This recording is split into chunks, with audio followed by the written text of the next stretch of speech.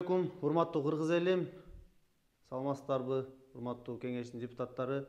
Мен бүгүнкү кайрылуум Кыргыз Республикасынын президенти Садыр Нуркожой Жапаров болмокчу. Жана ошондой эле министрлер кабинетинин төрагасы Акылбек Үсөнбекович болмокчу.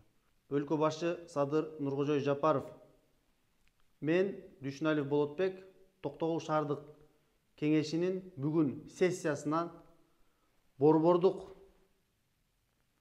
трибунасынан сизге түз кайрылып турам. Буга чейин Камчыбек Кыдыршаевич күрөшкөн уюшкан кылмыштуу топ менен алгылыктуу иштерин жасаганын көрүп ич жылтарлык.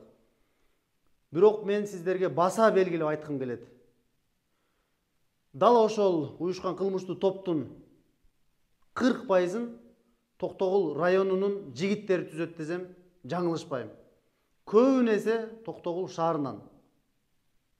Албетте мен күрөштөр алгылыктуу болгонун каалайт элем, бирок көңүлүңүздү мен статистикага бургум келет. Урматтуу Садыр Нуркожоевич, Токтогул районунда жетишпестиктерден бюджет маселеси, кадр маселеси бүгүн дагы аябай чукул турат. Жана ошондой эле алгылыктуу реформа жүргөн жок. Мен сизге бүгүн бала бакча жөнүндө кыскача оюмду айткым келет. Мен ойлойм, сиз менин видеомду көрүп, сөзсүз реакция кыласыз деп. Токтогул шаарында 5 бала бакча бар, жана райондор ирилештирип атат. Ошонун ичинде бизде дагы Жаңы Жол айыл өкмөтү менен Токтогул шаары ирилештирип, бүгүнкү күндө экөөндү кошсом 9 бала бакча болду. Эми экөөндө жетишпестик Токтогул шаарында 1200 жана 800 жаш бала, жалпы 2000 бала жаш бала бакчага муктаж. Мына ошол 2000 баланы мен 100 баланы бир бала бакча деп эсептесем, ошондо Токтогул шаары менен Жаңы Жол айыл өкмөтүнө 20 бала бакча муктаж болот экен.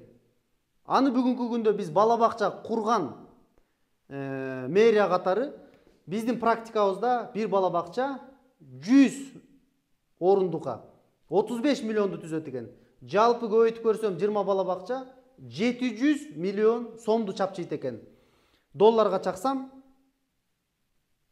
8 миллион долларга жакын болду. Ошондуктан мен шаар боюнча бүгүн айта турган болсом, бүгүн шаарды 5 бөлүккө бөлүп 5 бала бакчага муктаж болуп турат. Аябай муктаж болуп турат. Анын ичинде мына 35 миллиондон ар бир бала бакчаны көбөйтө турган болсом, 175 миллион сом каражат керектелип турат. Аны бүгүн долларга чаксам 2 миллион долларга жакын акча каражат керек болуп турат. Ошентип биздин бюджет бүгүнкү күндө мындай бала бакчалар курууга жөндөмсүз.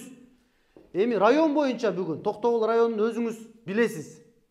Аябай социалдык экономикалык жактан 70-жылдан бери бир дагы бала бакча курулбай, же бир дагы мектеп курулбай, бүгүнкү күндө кылмыш дүйнөсүнүн чордонуна айланып атат десем мен жаңылышпайм. Район боюнча 21% гана бала бакчага барат. Ошондуктан урматтуу Садыр Нуркожой Жапаров, сизден суранат элем. Бүгүнкү күндө анын чечүү жолдору бар.